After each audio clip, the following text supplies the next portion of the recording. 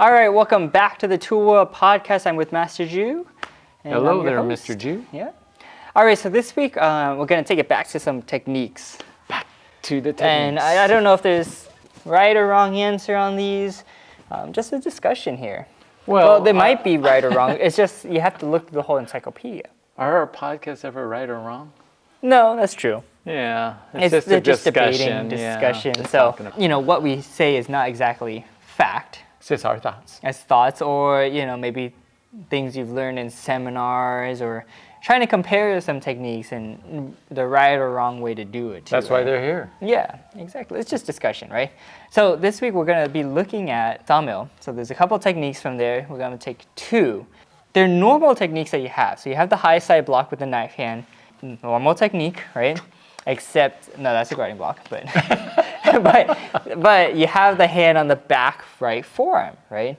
And then the other technique we're going to look at is the low side block. Normally the hand is on the hip, but this time the hand is up in the armpit, right? And that's towards the end of the pattern. So we're looking at techniques that are normal, but there's a slight variation, and we're going to talk about why might we do them like that. All right, so let's start with the high side block with the knife hand and the hands on the back forearm, right? All right, and so normally we just bring that hand back to the hip. Right. That's normal. I mean, you see that in EOM. You do the closed fist and you reverse half facing, the hands on the hip. But this one in particular is with the hand on the back. So why do you think we do it like that? Well, I kind of think that there's a couple things going on here. One is the other hand is going to be a reaction. There's no really application. It's not like it's just a reaction or an action to the action. Mm-hmm. So it's interesting because normally when we do like side block, our hands cross, right? And it goes to the belt. In this case, we were already in the double forearm block. And so if we're here, I guess you could theoretically just go cross and then block and bring it to the belt. Or in this case, it's just a reaction hand and it's just kind of moving. So it's more of a relaxation and then blocking. Yeah, it's interesting that the previous technique was a double forearm block. Right. And that hand is kind of in that ready position already. Right. And it's kind of like the same as like pulling, where the hand is back elbow thrust. So the hands are already together and then it comes out for the punch, right? Rather than coming back to the hip. So a little bit more time. Yeah, it has to be executed for this. Yeah, it's a little bit. Yeah, it's already in that position, so it's ready to go. It could be one thing, right? Yeah, so side blocks are side blocks, right? Yeah. With the knife hand, regardless if it's obverse or reverse. Meaning obverse, if my right leg was forward, my right hand would have been up. Reverse, if my left leg's forward and my right hand's up. So it's protecting the side of the body is what it is, right? Right. And so when we look at the application in the encyclopedia, you see the application is against a reverse turning kick. I mean, it could be a punch, outward knife hand strike. Well, you can't tell it's also reverse. I mean, he's just on the outside of the body. Oh. You can't tell that it's a reverse because it's just the ending picture, right? Okay, but yeah, that's true. In order for the kick to look like that for a block, it looks like a reverse turning kick, or maybe a side piercing kick. But I'm saying you move to the side and you do that. Oh, well. You could do that because the ending position is kind of similar in where you would end up. But I'm going to just theorize that it is a reverse turning kick. Right. Yeah, I mean, you don't know what the technique is until you see the beginning and the end.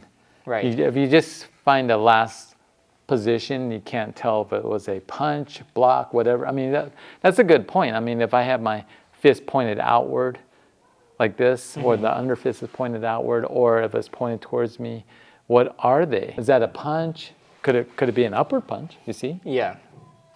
If it's the fist was pointed, the under fist is pointed outward like this, that probably is a block because you don't normally punch like that. Yeah. So the ending position doesn't always tell you exactly what it is. That's what Right. I'm trying to get at. So what's my point? The point was that we don't know if it's a reverse turning kick or a side piercing kick. We do know that the knife hand's blocking is to the side. So I would probably say my thought on it was that the hand is there as a ready position. Support position for the hand that is blocking. And I say that because when you look at like checking blocks, like with the X fist or like the checking block with the parallel hands, it does say that those are for like turning kicks or reverse turning kicks, right? So when you have some, kicks that are spinning around fast or that is spinning with a wide kind of swing, Right. You have to kind of bring up both hands to block it. You could bring up one, Right. right? But you use both hands because there's a lot of power that's coming at it. Well, the double forearm block is also kind of interesting too, because that hand is actually not supporting. Some people think that the non-blocking arm is actually supporting that arm, Right. but it's actually by the elbow, and it's not actually touching it. I mean, it could be slightly touching, but it's not exerting force. And so in some ways, I think you're right, that makes a lot of sense. And it's going in that same kind of direction too. Right. But I think your point is valid. When we look at kicks, like turning kick, reverse turning kicks in the patterns, we always see them like in a checking block, as you said. In this case, it's a side block with the hands, so both hands up, Right. basically. Yeah, whether it's supporting it or not supporting it. That's a very good observation. All right, let's jump to the end of the pattern where you do the low side block and the hands in the shoulder. And normally the hand goes to the hip. So what's the reason for the hand being in the shoulder? I think of it as kind of a couple things, because note that is not performed in a continuous motion or fast motion. It's just a regular motion. So why not on the belt?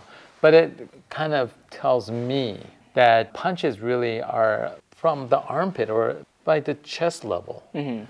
If I have my hand by my hip, I actually don't throw the punch from my hip. I actually have to relax. It kind of comes up maybe, chest level, and then you wind it up. And when I for me, I think I wind it up where it kind of comes back into my armpit and then forward. And so this pattern kind of reinforces that really the punches are more from the chest level, because I think a lot of students actually punch from the hip.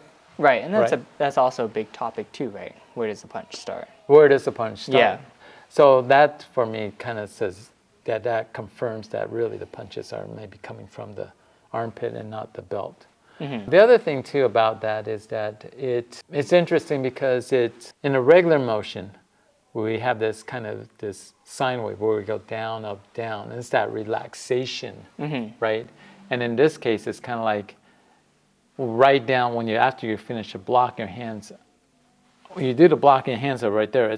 And then you just kind of relax, and then it's just a slight backward motion, and then throw the technique. So you're actually reducing some of that excessive movement. And to me, it kind of almost seems like, man, that could have been like a continuous type movement, or like actually the inner forearm block, and then you punch. All right, well, let us know you guys' thoughts on those two techniques. As always, don't forget to be safe. Keep training. I'll see you guys next time. Take one.